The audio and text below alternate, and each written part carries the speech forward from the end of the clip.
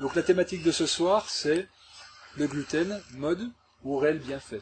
Le sans gluten, mode ou réel bienfait. Je pense que c'est la question que vous vous posez si vous êtes là. On entend énormément de choses contradictoires.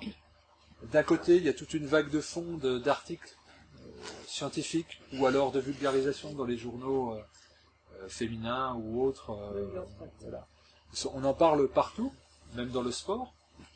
Il y a même Decathlon depuis hier j'ai vu qui vend dans ses magasins la marque Jocolife, donc le produit sans gluten de Djokovic, qui est un grand des fers de lance. Donc ça arrive aujourd'hui sur le marché. Ça arrive aussi dans les enseignes non spécialisées comme dans les grandes surfaces. Et d'un autre côté, au niveau médical, on a beaucoup de scepticisme par rapport à cela. Donc il y a deux choses totalement contradictoires. Une levée de fonds au niveau plus marketing et de la population. Et d'un autre côté, un scepticisme ambiant au niveau on va dire, des professions médicales de manière générale. Alors le but de cette conférence, c'est pas d'apporter une vérité tranchée par rapport à ça, parce que ça sera assez présomptueux, puis justement, quand on est dans des périodes de définition, c'est plutôt d'aller investiguer dans les deux sens pour voir ce qui est vrai.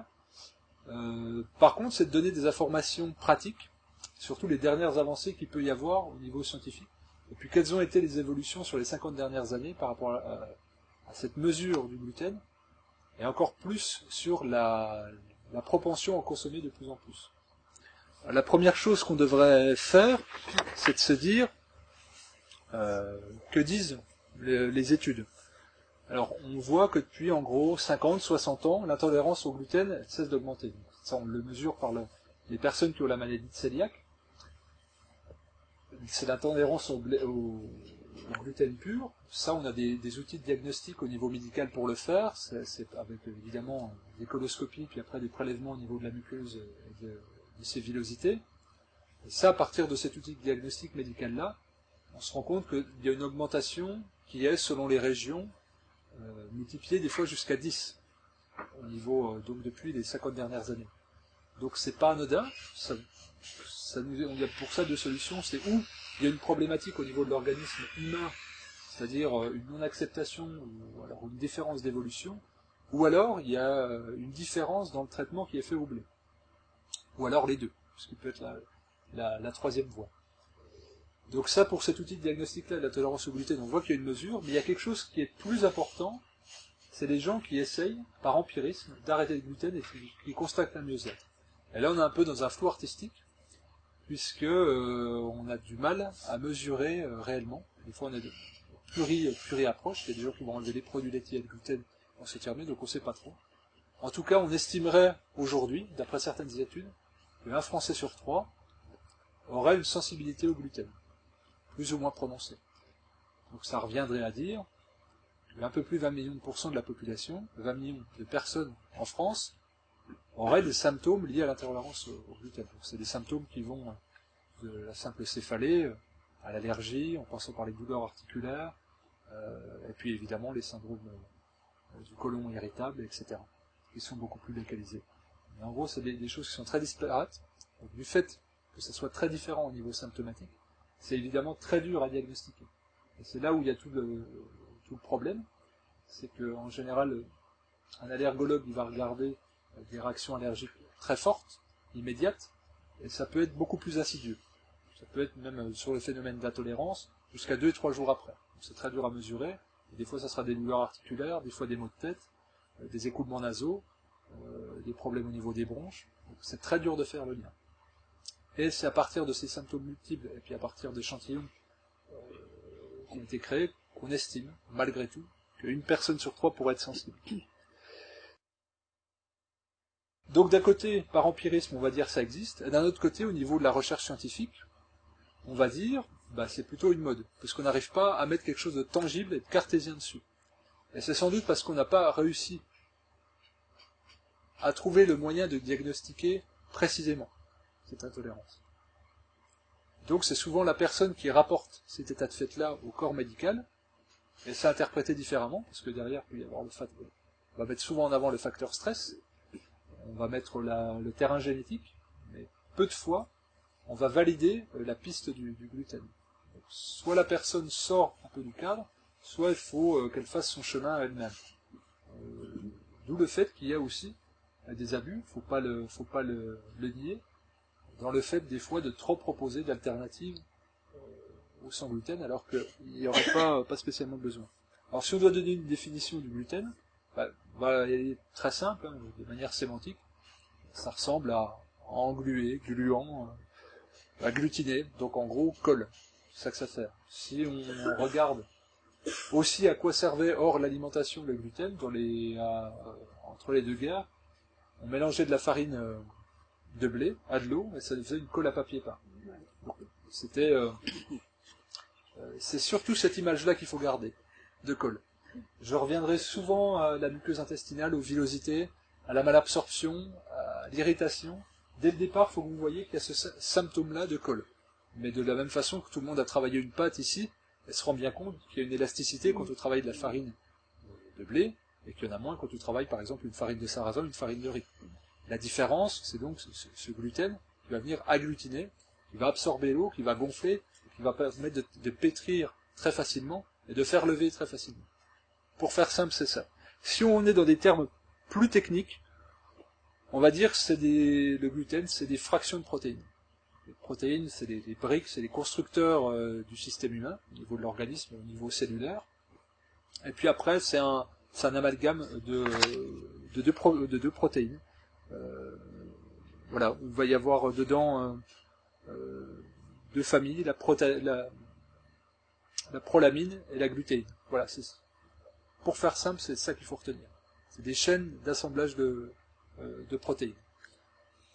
On verra plus tard qu'elles ont des différences notables, parce que protéines, ça veut tout dire et rien dire. On a souvent en tête que c'est lié à la viande, la protéine.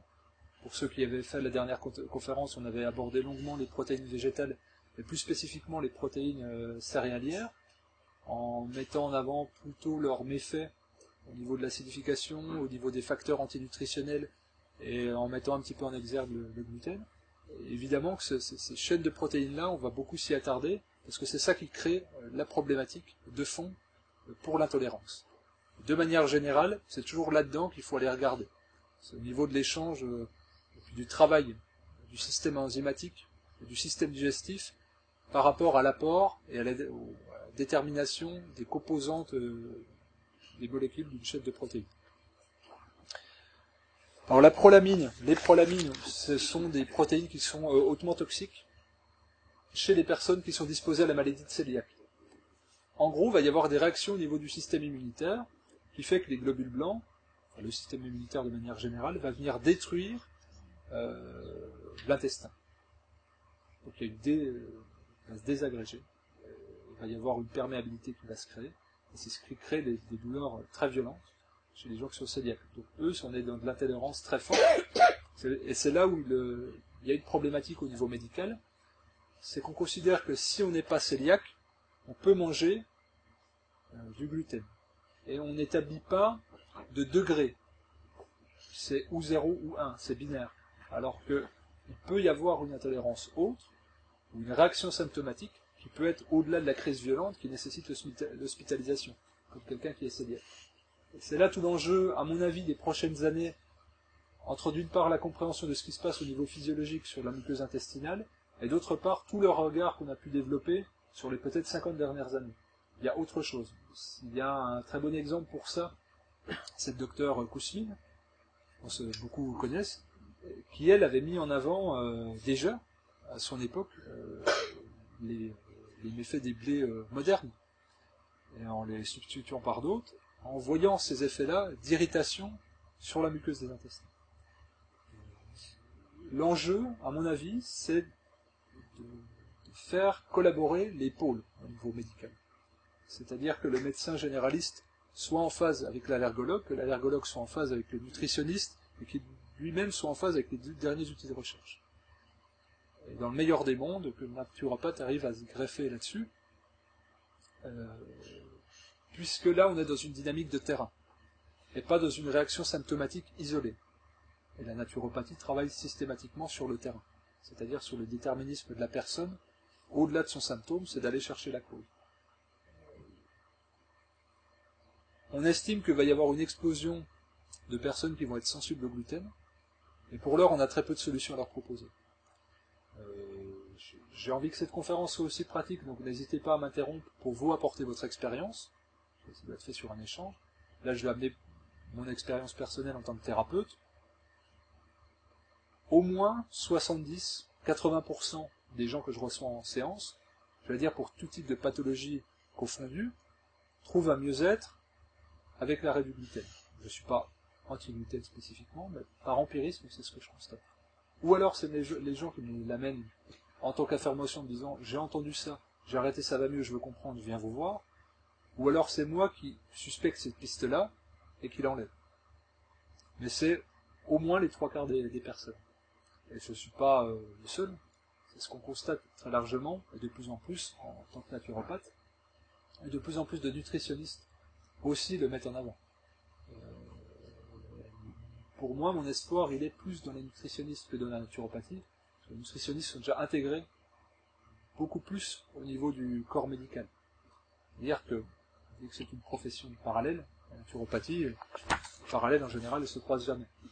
Tandis que le nutritionniste, lui, il est intégré au corps médical. C'est pas une question d'ego ou d'orgueil de parler de la naturopathie, mais en tout cas, il faut apporter vraiment une réponse à ces gens qui souffrent beaucoup.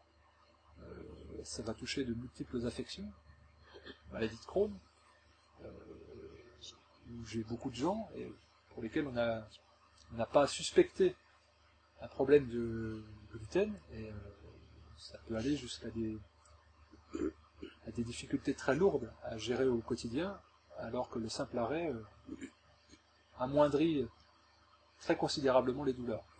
Donc c'est surtout pour ces maladies-là qu'il y a l'urgence, parce que c'est des choses qui sont assez invivables, qui sont très handicapantes, et où il y a des protocoles assez simples à appliquer. Les plus simples, je pense que tout le monde les connaît, c'est ceux du docteur Seignalais, Jean Seignalais.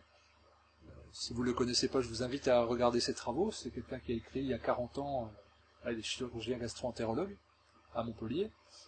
Lui, il avait mis en avant tous ces problèmes du rôle des gluten, céréales modifiées, on parlait aussi du maïs, on y reviendra plus tard, et des produits laitiers sur les maladies auto-immunes, notamment, l'arthrite rhumatoïde, etc.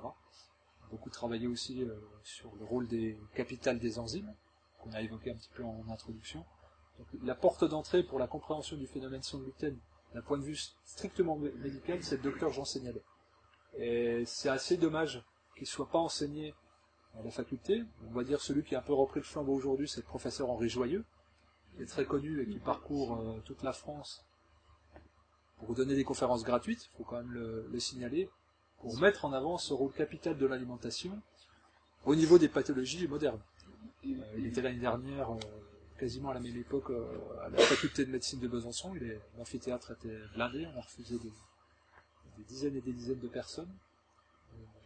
Par contre, quand on l'écoute parler entre les lignes, on comprend que lui, il le sait depuis 40 ans, mais qu'il a attendu d'avoir fait, entre guillemets, sa carrière, pour pouvoir le verbaliser et ne pas être mis au banc du corps médical. Donc, c'est par les efforts consentis par des personnes comme lui que les choses bougeront, que les lignes vont bouger entre ce qui était les connaissances d'hier et la réalité d'aujourd'hui. C'est important de savoir qu'on est dans cette dynamique-là. Alors, chez qui le gluten est dangereux? Parce que là, on parle de problématique de gluten, évidemment. Beaucoup de gens mangent du blé ici, ça sonne bien, donc on se rend compte qu'il y a des gens qui sont plus touchés que d'autres. On va dire qu'il y a trois types de personnes. Évidemment, les gens qui ont la maladie cœliaque, les personnes qui ont des problèmes de maladies auto-immunes, quelles qu'elles soient, et puis ceux qui sont banalement sensibles au gluten. C'est-à-dire, je mange de l'avoine, de l'orge ou du blé, je sens que j'ai le ventre qui gonfle, je suis un peu irrité, j'ai la digestion lourde, je sens que ça tourne pas bien. Voilà. Ça, c'est les 3 catégories de personnes qu'on peut déterminer. Alors la fréquence de la sensibilité au gluten, c'est ça en fait qui fait le levier au niveau médical et qui fait débat entre les médecins, c'est-à-dire à quelle fréquence et selon quel degré on peut accorder de l'importance et de la validité à cette théorie. Par contre, ce qu'on comprend aujourd'hui, ce qu'on mesure, c'est le mécanisme inflammatoire au niveau des villosités intestinales. Et c'est là où il faut, à mon avis, s'attarder, pas uniquement à partir des prélèvements par biopsie sur la muqueuse, mais plutôt par constat que, par exemple, les gens arrivent à manger de moins en moins de crudités. Et là, on sait que c'est par inflammation, vu que les fibres dures des crudités vont venir irriter fortement les intestins. Évidemment que n'importe qui est fait pour manger des crudités. Et des personnes qui n'arrivent pas à la tolérer, on mesure qu'il y a une inflammation sur les intestins. C'est notamment dans ces cas-là où on a le plus grand levier d'action.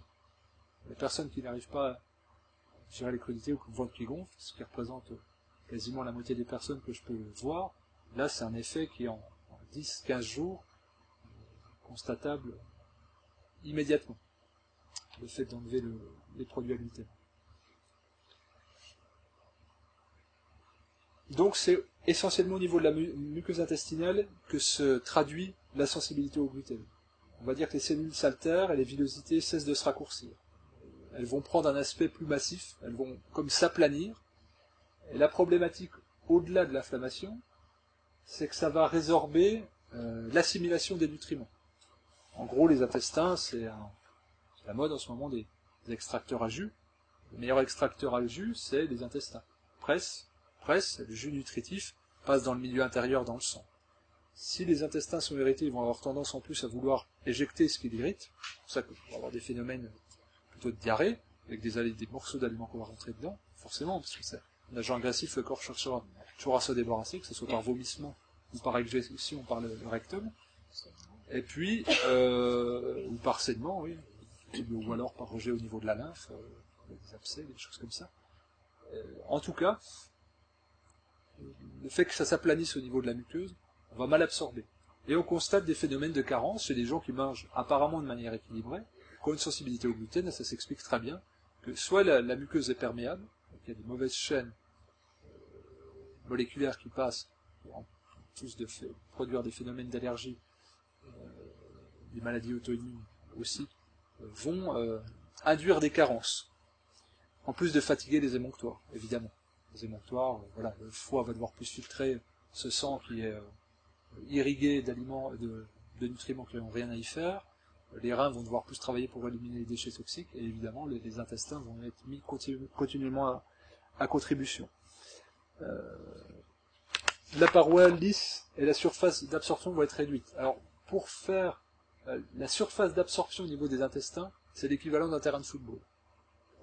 Voilà, pour vous donner une idée, on dit souvent il y a 6-7 mètres, mais en fait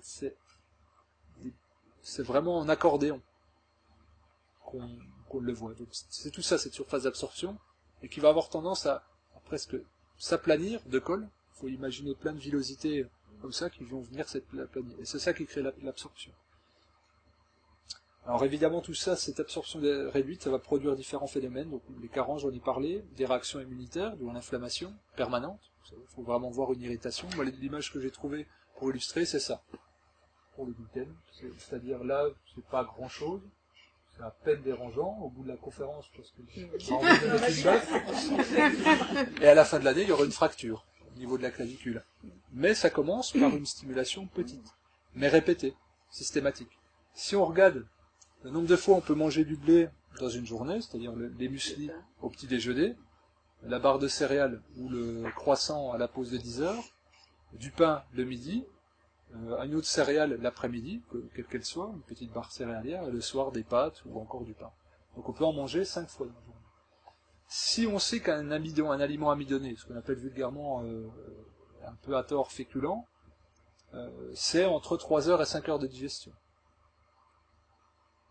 Au bas mot, 3 fois 5, 15. Je digère 15 heures dans ma journée. Pendant 15 heures, je travaille à irriter mes intestins, si jamais j'ai une sensibilité.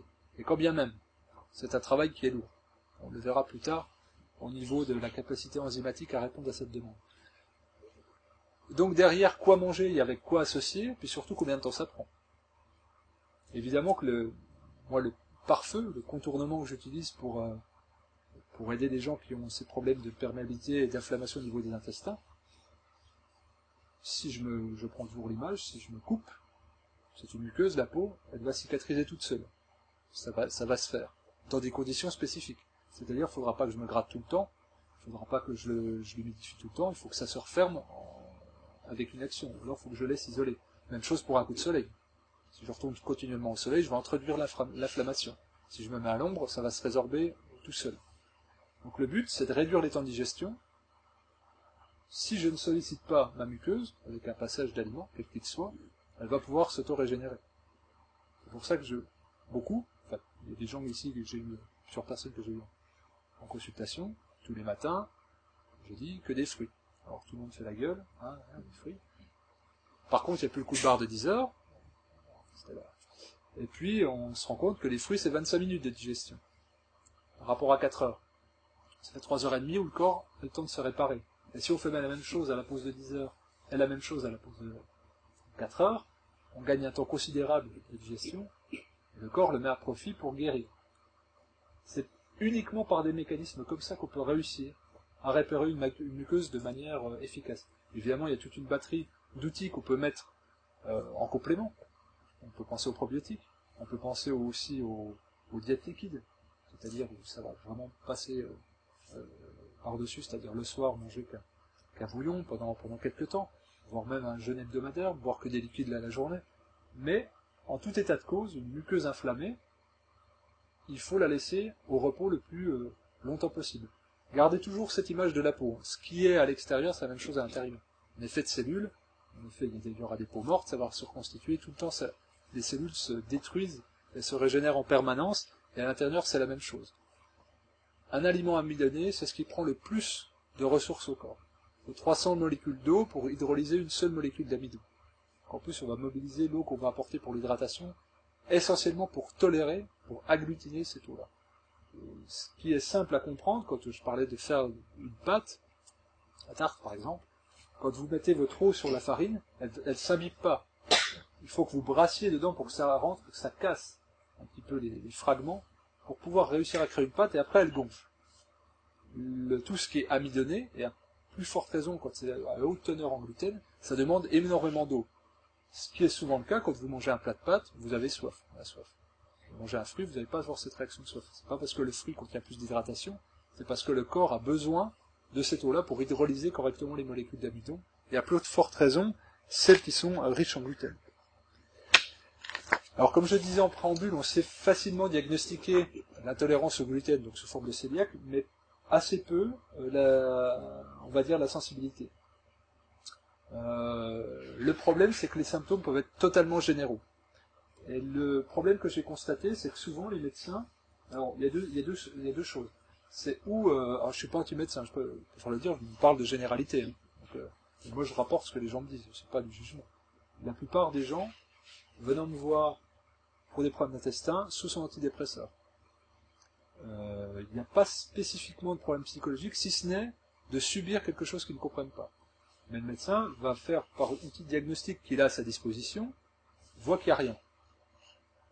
Donc c'est, ou je ne sais pas, je botte en touche et je dis, c'est dans votre tête, ou alors, parce qu'on sait que c'est vrai qu'il y a un impact de la somatisation sur il y a des gens qui sont des ulcères de stress, et il y en a d'autres, j'ai eu le cas encore hier soir, quelqu'un qui dit, dès que j'ai un stress, moi j'ai la diarrhée, je peux limite pas me retenir. Donc on sait qu'il y a une incidence. Le médecin peut dire, là, par outil d'analyse, je vois rien. Je pense, est-ce que vous subissez un stress? Oui, c'est vrai, en ce moment, il y a ça. Et si on se prend tous aujourd'hui, on a un peu plus de 30. Que celui qui n'est pas stressé aujourd'hui lève la main. Vous? Ça va. Ok. Une sainte. Mais, vous voyez ce que je veux dire. Donc c'est pour ça que c'est très dur. Et parce qu'on n'a pas les outils. On n'a pas les outils pour comprendre, et la personne n'a pas les connaissances pour pouvoir expliquer justement sa situation. Parce que des fois, ça n'a rien à voir. À dire, en tant que naturopathe, on sait qu'un mot de tête peut venir d'une intolérance, d'une allergie. Le médecin, dans sa formation, il n'a pas ça. Il fait mal à la tête. Et la formation d'un médecin au niveau alimentaire, elle est très... Chacun sa spécificité, de la même façon que moi, les gens me racontent des pathologies à rallonge, je ne sais pas ce que c'est, on parle de molécules, je ne sais pas ce que c'est. C'est pour ça que c'est la complémentarité qui est importante. Et évidemment qu'un mal de tête, on aura très difficilement l'instinct de dire c'est au niveau alimentaire, si on n'est pas là-dedans. Alors que c'est souvent le cas, c'est ce qu'on constate le plus souvent. Même chose pour des écoulements nasaux, des sinusites à répétition. Peu de personnes ont en tête que c'est ça peut venir de quelque chose au niveau alimentaire. Alors je vais donner quelques autres exemples au niveau symptomatique. Migraine chronique, là c'est assez fort. L'arthrose, le reflux gastro-œsophagien, les fatigues, les troubles du sommeil aussi, l'anxiété, l'eczéma, les allergies, les douleurs abdominales, diarrhée, tout ce qui va être trouble articulaire, voire même neurologique. On dit souvent le ventre, c'est le deuxième cerveau. Voilà, aujourd'hui on sait qu'il y a des liens très forts entre le système nerveux puis les intestins.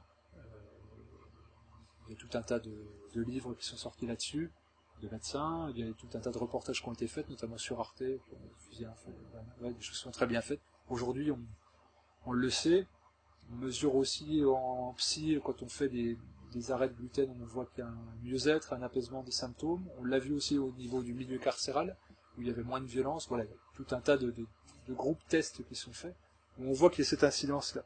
Chez les enfants hyperactifs aussi, c'est énormément le cas. On a constaté que les polyphosphates et le gluten augmentaient ce phénomène, voire le créaient uniquement. Donc c'est plusieurs médecins qui se pensent sur la question. Il y a une dame qui intervient pour l'association Cap Santé 71 notamment, qui travaille beaucoup depuis une quinzaine d'années par rapport à ce phénomène de polyphosphate et de gluten de l'alimentation des enfants pour les troubles nerveux. Alors moi, ce qu'on me répond tout le temps, quand je dis mangez plus de blé, tout le temps, la même chose pour le produit laitier, on a toujours mangé du blé. C'est toujours, tout le temps. Moi je l'entends, parce que je viens d'une famille paysanne où on cultive le blé, donc je le sais, pour autant je suis allergique. Voilà. Qu'est-ce qui se passe? Il y a quand même quelque chose là qui tourne pas rond. Pourquoi on viendrait pointer le blé du doigt s'il fait autant partie de notre alimentation? Déjà, est-ce qu'on parle de la même chose? Est-ce que le blé d'aujourd'hui est équivalent au blé de nos ancêtres, au blé d'il y a peut-être 3 générations? Aujourd'hui, on peut affirmer, sans fausse langue de bois, si on est objectif, que c'est un pur produit des manipulations génétiques. Le blé. C'est un OGM. On pointe souvent le maïs, qui est extrêmement modifié, en disant que c'est un OGM, des OGM de maïs, mais on parle jamais du blé. Sans doute parce que culturellement, le maïs, ça vient d'Amérique du Sud, et que le blé, ça touche trop à notre affect. Mais de manière générale, l'alimentation, c'est que de l'affect. Puisque je parlais de ma famille, évidemment, on mange selon un réflexe culturel, social, familial. Si j'avais été adopté ou laissé dans la rue et adopté par, je sais pas, des Andalous, on mangeait à l'Andalouse.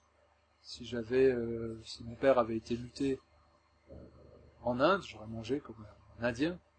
Si ma mère avait rencontré un aborigène, j'aurais mangé comme un aborigène. Mais avec le même capital génétique.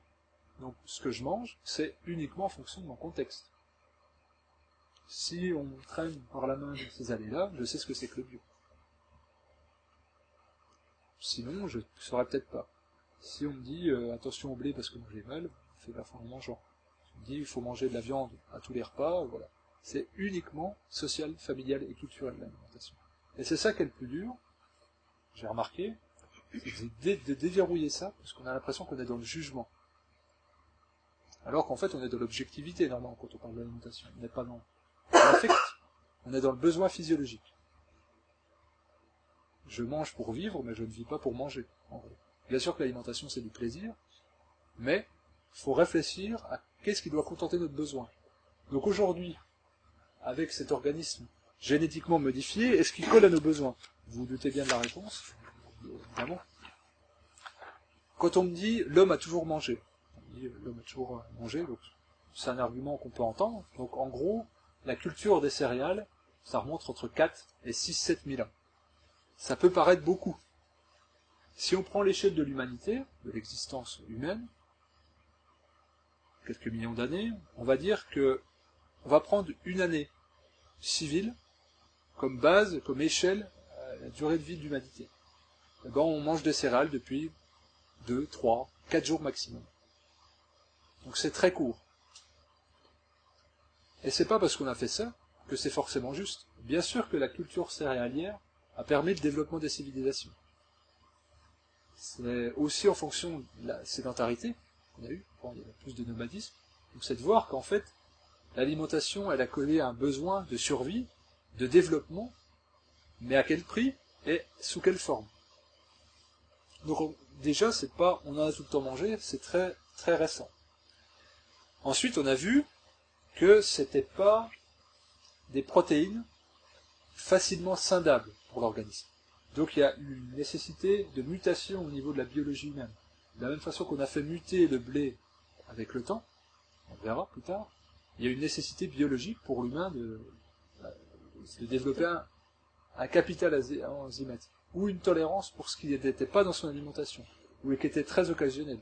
En gros, c'était des plants sauvages sporadiques, et puis pour manger un grain d'orge, parce que l'orge c'est la plus vieille variété de céréales à gluten qui existe. Je ne sais pas si vous avez déjà essayé de manger un grain sec d'orge, il faut y aller. Donc, ça nécessite un procédé de transformation. Les céréales ont été les premiers aliments qui ont nécessité le processus de transformation. Si je cueille des baies, des fruits, des racines, je peux les manger directement. Si je tue un animal, je peux manger sa viande crue.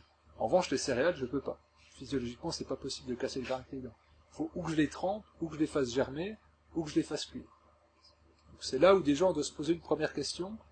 Est-ce qu'une alimentation qu'on doit autant transformer pour l'accepter doit faire autant partie de notre régime alimentaire?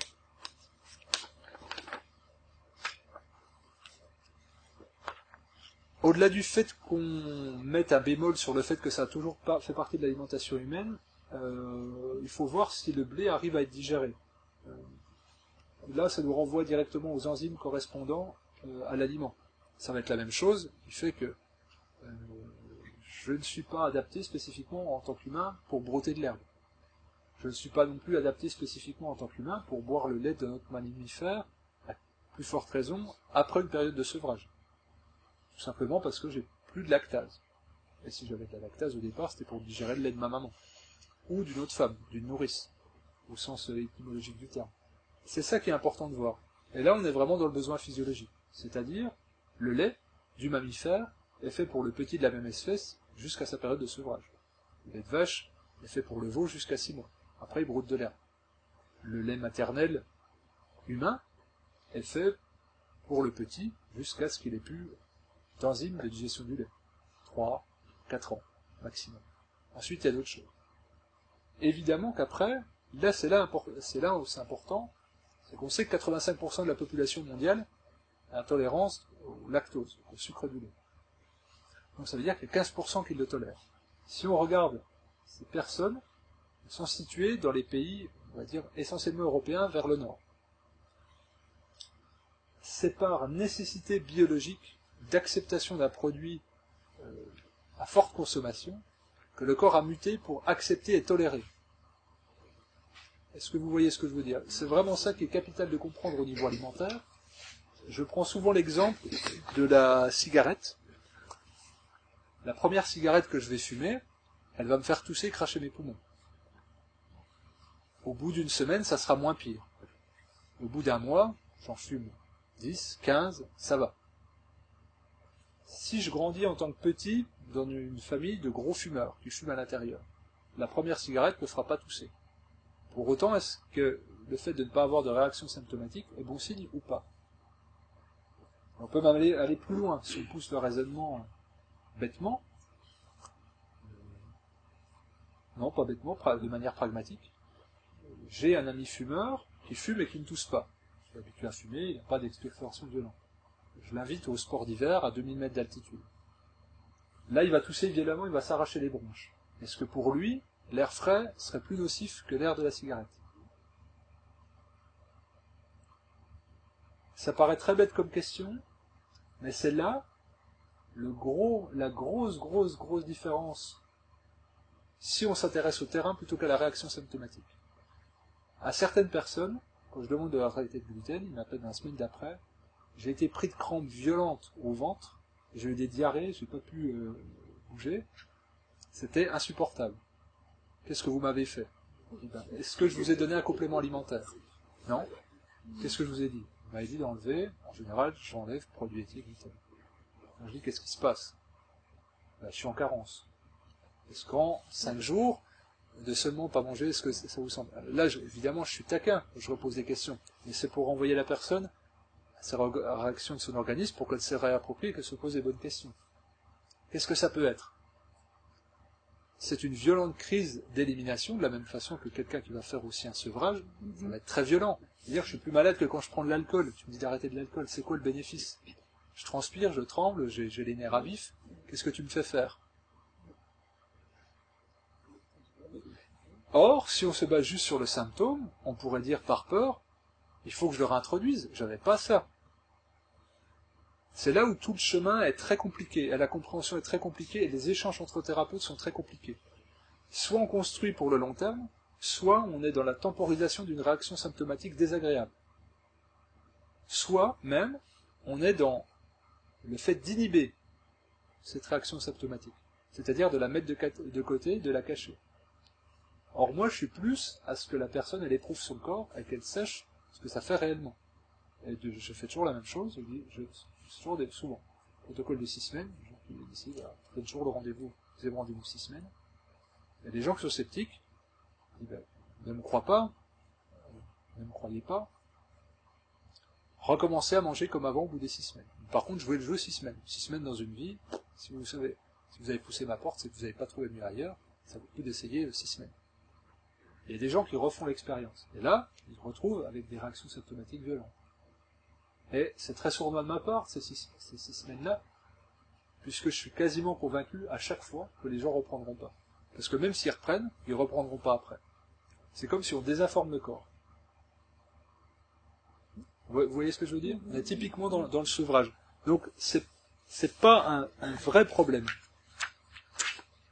Quand la personne arrive à comprendre ce qui se passe à l'intérieur de son organisme, au niveau biologique, si elle est prête à jouer le jeu quelques semaines, elle peut se réapproprier ce système digestif et voir à quel point ça lui prend de l'énergie et à quel point ça vient inflammer sa muqueuse.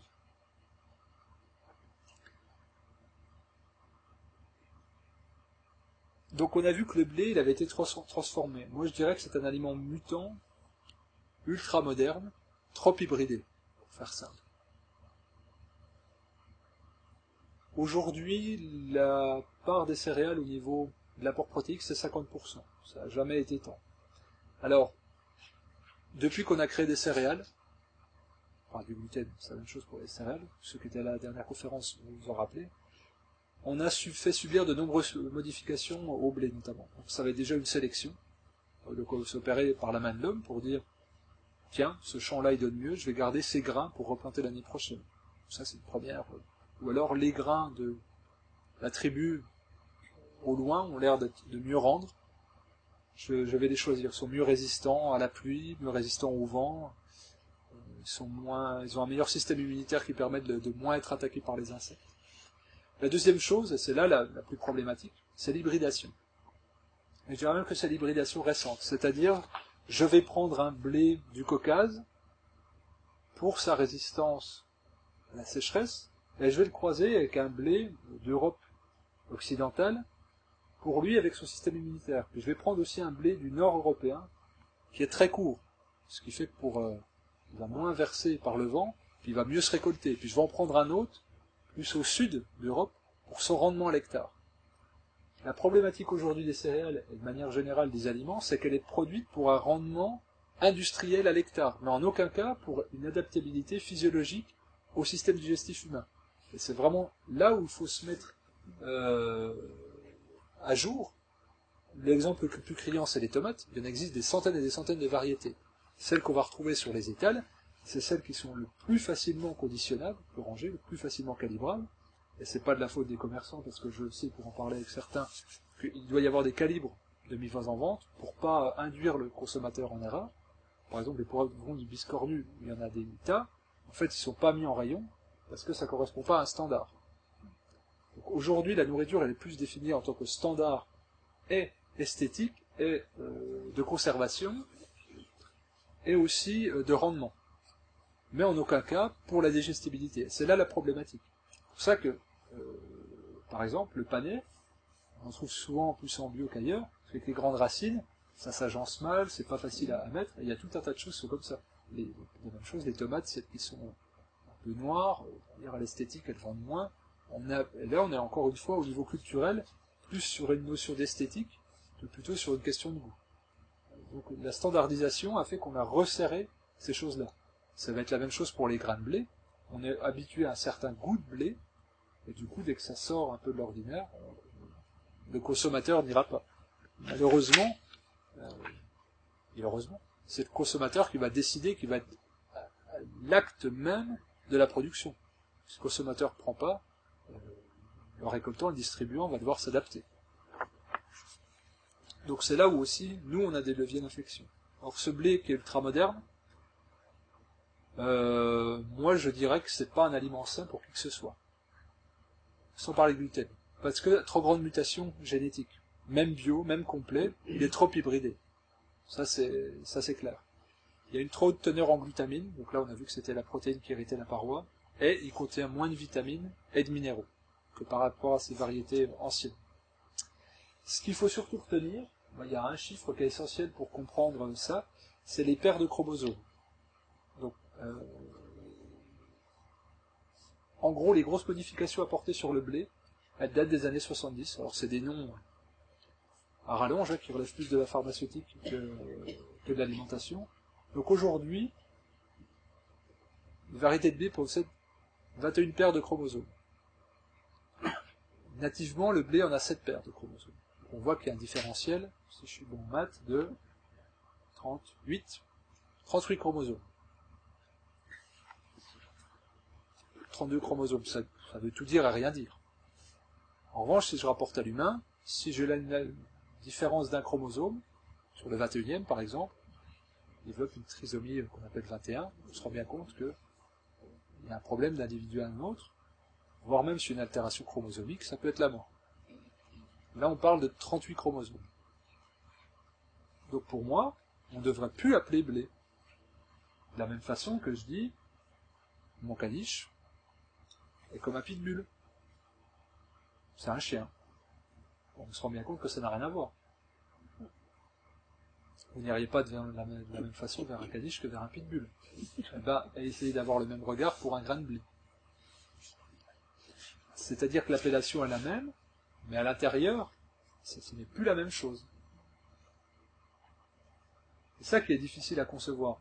Par contre, on voit avec les modifications OGM ce que ça apporte sur le règne animal. Tout le règne animal a été touché. On a vu qu'il y a des problèmes en fonction de l'alimentation de nos poissons, aux volailles et aux bovins. En déstructurant l'alimentation très vite, parce qu'ils ont des cycles de vie plus courts. Mais là, nous, on voit que depuis quelques générations, tout ce qui est problème de maladies auto-immunes, maladies intestinales, dégénérescence, c'est-à-dire le diabète, etc., c'est en explosion. Et ces maladies, on les appelle des maladies de civilisation. Ce qui entendrait que là où il n'y a pas la civilisation, il n'y a pas ces maladies. Ce qui est un peu bizarre, puisque la civilisation est censée amener le confort et l'état sanitaire. Mais, si on raisonne par rendement, par hybridation, on n'est plus dans la raison. Et c'est ça qu'il faut être absolument conscient. Donc on est vraiment basé sa réflexion sur ces chromosomes-là, ces 38 chromosomes différents. Donc, les chromosomes, c'est des brins d'ADN, servent à coder les protéines. Donc évidemment, on a vu que les protéines de blé, il y en a des dizaines en plus. C'est des protéines qui sont nouvelles, trop concentrées. Donc suivant le terrain de l'individu, sa génétique, qu'est-ce qu'il va manger, à quelle dose, ça viendra produire des effets plus ou moins forts. Le problème aussi de cette hybridation, c'est qu'on fait du pain aujourd'hui qui est industriel. C'est-à-dire qu'aujourd'hui, avant, on disait artisan boulanger. C'est un savoir-faire, comme les bénisteries, etc. N'importe qui aujourd'hui peut faire du pain. Très simple. Pourquoi ? Parce que c'est tellement riche en gluten que je ne peux pas la déchirer, ma pâte, puis elle va lever toute seule. Je prends une toute petite boule de farine, vous l'avez déjà vu, même dans les émissions en pain industriel, les machines peuvent faire du pain. On prend une petite boule, ça gonfle, c'est beau, magnifique. Là, voilà. Là, on a passé de 5-6% de gluten dans les années 70. Aujourd'hui, il y a des pains qui arrivent à 20% de teneur en gluten. Multiplié par 4. Parce qu'on peut faire du pain très facilement. Allez, les pizzas, on les fait tourner, ça se déchire pas. C'est un art de faire une pizza. Aujourd'hui, c'est n'importe quel mec de 14 ans qui écoute plus ou moins ce que lui dit son personne qui lui apprend à être boulanger, s'il a la tête un peu dans le cul, il va réussir à le sortir son pain au bout de la semaine. Je suis un peu cynique quand je dis ça, mais on se rend compte que c'est vrai. C'est un art de faire du pain. Et quand on me dit, on a toujours mangé du pain, je regrette. Les pains avant se gardaient une semaine, 10 jours. Trouver un pain qui se garde une semaine, 10 jours aujourd'hui. Alors qu'est-ce qu'il y a en moins? Ou qu'est-ce qu'il y a en plus, plutôt?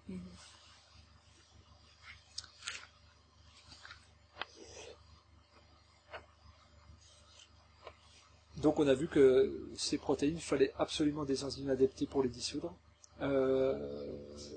Les syndromes d'hypersensibilité au gluten, essentiellement donc les ballonnements. Et il y a une spécialiste en Suisse, c'est Madame Harrod, qui elle va plus loin en disant que 80% de la population, on va dire des pays industriels qui mangent du blé, serait intolérante au gluten. C'est un chiffre qui vaut ce qu'il vaut. Ça serait trop partisan de dire ça. Mais d'un autre côté, on va nous dire il y a 1% de cœliaques, c'est tout. Et d'un autre côté, 80%. Donc est-ce qu'il y a qu'est-ce qu'il y a quelque chose au milieu? Sans doute, on est plus subtil que des chiffres binaires. C'est vraiment notre ressenti qui nous dit ça donc. Mais il y a les deux sons de cloche.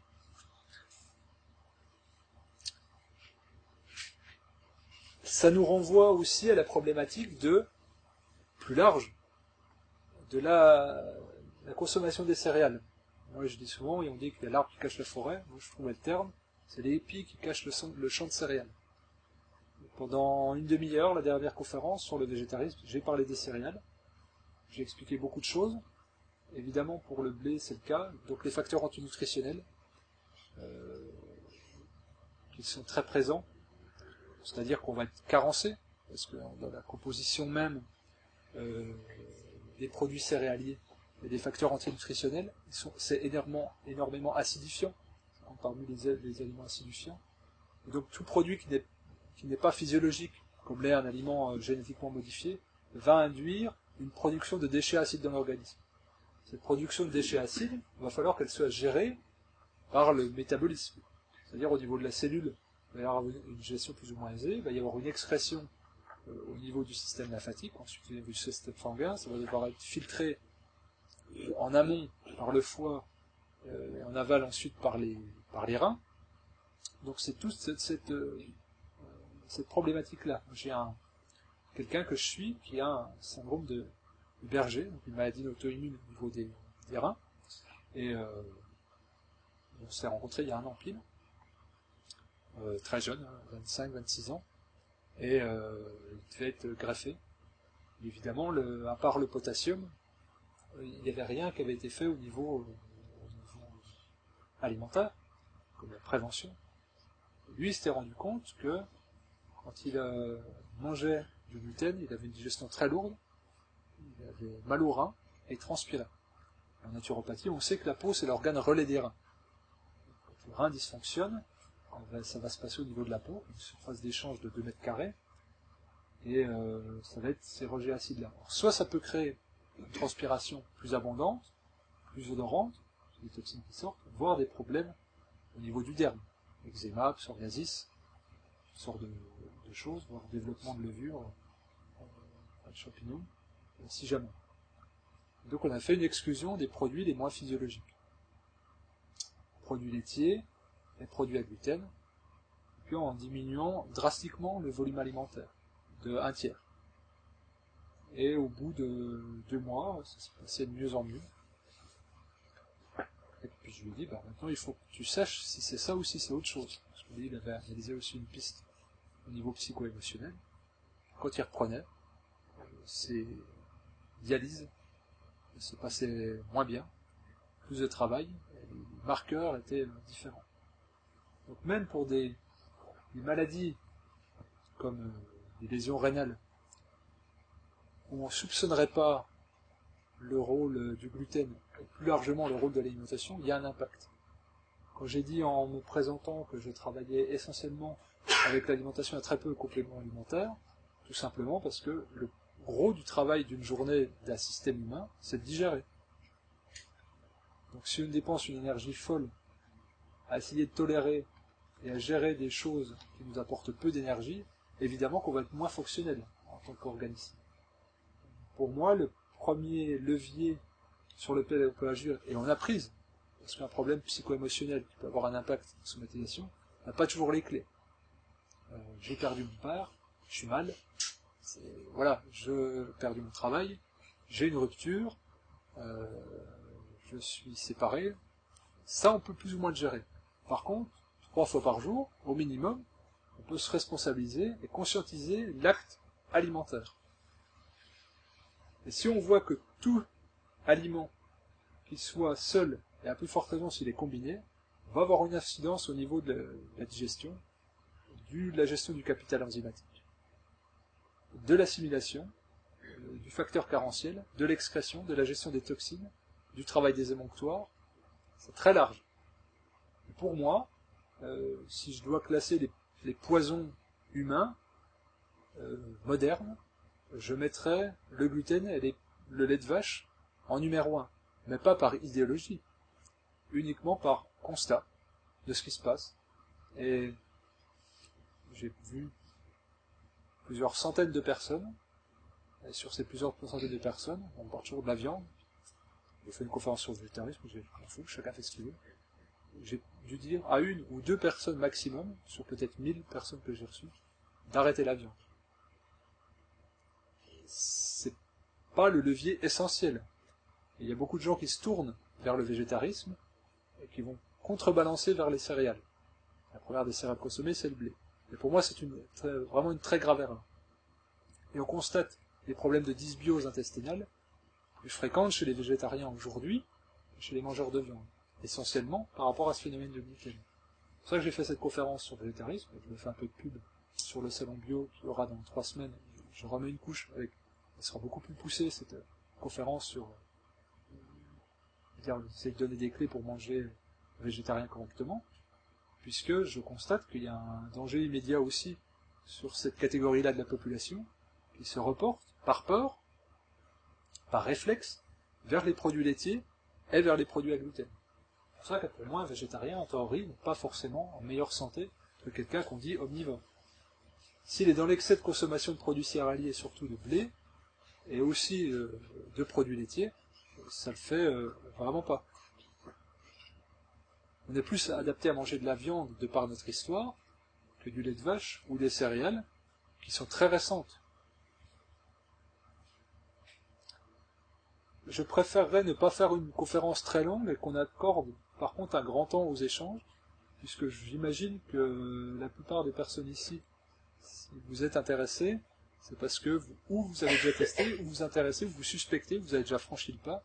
Et je pense que ça serait plus intéressant d'avoir des retours de votre part, sur lesquels je pourrais rebondir ou pas, qu'on soit vraiment dans le pratique. Pour moi, on est plus au niveau santé dans le pratique que dans la théorie. Est-ce qu'il y a quelqu'un qui voudrait ou poser une question ou apporter un commentaire? Oui. Oui. Ah, alors, là, pour le pain de blé germé, là, par exemple, le pain SN, qu'on va trouver peut-être ici. Alors, dans la germination, on n'est plus de la même chose, c'est une question qui est hyper intéressante ça apporte un complément sur lequel je n'avais pas envisagé. La graine, quelle qu'elle soit, c'est un potentiel de vie. On a découvert l'année dernière dans les pyramides d'Égypte du kamut, une variété très ancienne de blé, plusieurs milliers d'années. On a réussi à le faire pousser. C'est absolument fantastique. Et là, on est dans l'observation du vivant, c'est-à-dire, on ne dit pas qu'une graine elle est inactive, elle est en dormance. Si je modifie ces conditions environnementales, c'est-à-dire que je simule une mise en terre et un arrosage, je fais tremper dans l'eau dans le noir, je vais voir le germe qui va pointer.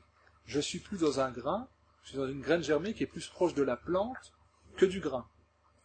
Il va y avoir dans cette graine, au niveau physiologique, tout un tas de choses qui va se passer. Le blé, il germe, enfin on me dit, il passe en état de germination en 24 heures. Les inhibiteurs d'enzymes qui sont présents dans cette graine sont relâchés dans l'eau. C'est pour ça qu'on voit, elle se trouble quand on fait tremper une graine germée, quelle qu'elle soit. Et donc elle relâche des facteurs antinutritionnels. Ce que je disais, les facteurs antinutritionnels, c'est pas pour l'humain, c'est essentiellement pour les oiseaux. Pour qu'ils puissent ne pas tout manger la récolte et qu'il y en ait certaines qui repartent dans leur sel pour essaimer, pour que la nature se préserve et qu'elle ne soit pas privée d'une variété. Donc cette graine, elle va lâcher ses inhibiteurs d'enzymes et puis elle va vouloir germer. Sauf que c'est la phase la plus importante de sa vie de graine. C'est là où elle a besoin de plus d'énergie. Sortir de terre, et puis donner un influx.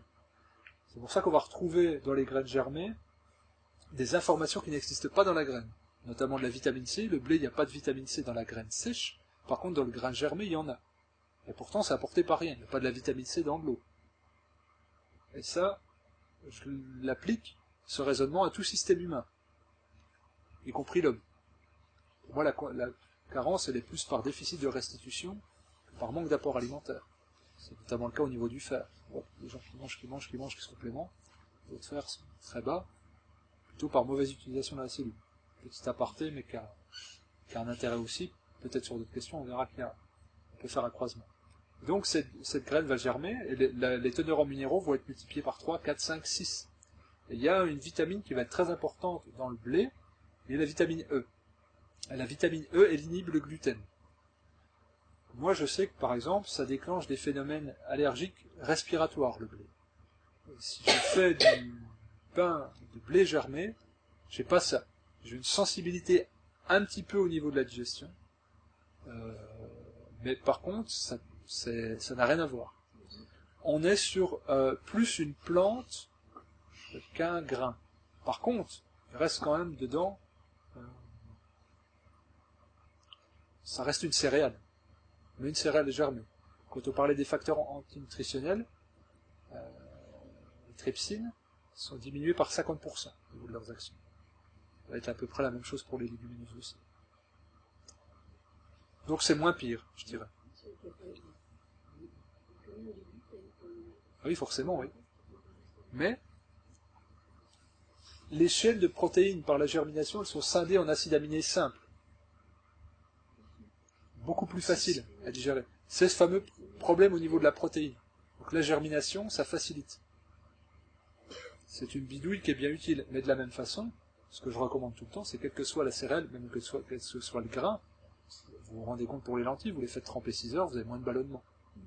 C'est valable pour n'importe quel grain. S'il y a des mécanismes de défense dedans, ayez ce réflexe de faire systématiquement tremper votre blé, votre orge, votre quinoa, votre sarrasin, votre abraham, vos pois chiches. Pois chiches, là, c'est l'exemple complet, voilà. Il y en a qui disent, j'ai mal au ventre, ça me tire, puis j'ai des gaz.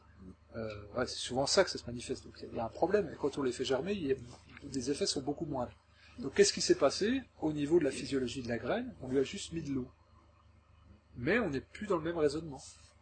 De la même façon qu'un grain de blé d'aujourd'hui n'est pas un grain de blé d'il y a 100 ans, et ben une graine qui était sèche il y a 24 heures et qui a été humidifiée après n'est plus la même.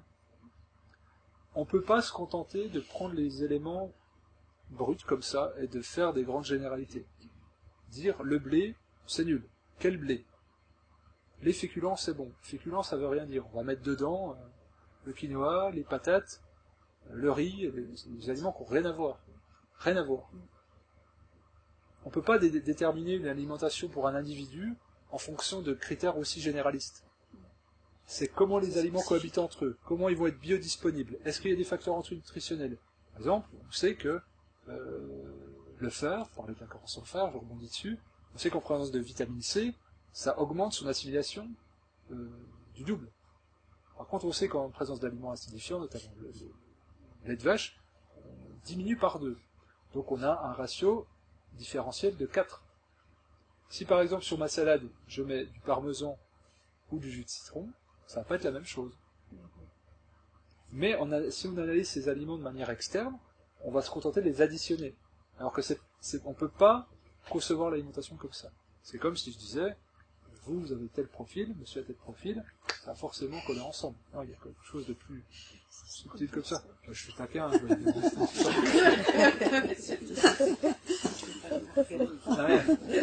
monsieur qui a des confidences. On est dans le domaine du subtil. Il y a le docteur Adamo qui avait, lui, travaillé beaucoup sur les groupes sanguins. Les groupes sanguins différents. On vient de régions géographiques différentes. On a un environnement culturel, familial et social différent. On a des travails différents. On a un mental différent. On a une constitution différente.